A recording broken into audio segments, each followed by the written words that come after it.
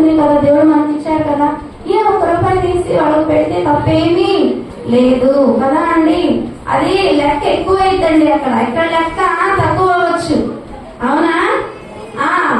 పరాయేడికి ₹1 పెడితే లెక్క తక్కువ అయింది, ఎకరాలు చాలా తగ్గుతుంది కదా.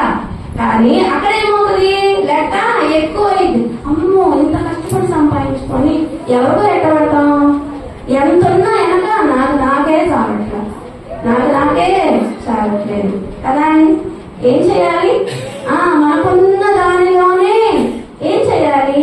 పరామర్శించే, పిల్లల్ని చూసే, వారిని పట్టించుకునే అనుభవంలోకి మనము రావాలి. ఏ కాడికి మన ఇంట్లో మనము, లేకపోతే మన బంధుమిత్రులు మనము, మన రక్త సంబంధికులు, ఇవి కూడా ఉండాలండి. వీటితో పాటు మనం ఏం కలిగి ఉండాలి? అవి లేకపోతే భక్తి లేనట్లే, అవి లేకపోతే భక్తి పరుడు కానట్లే, అవి లేకపోతే భక్తి కలిగిన దానము కానట్లే. దేవుడు ఏమంటాడండి?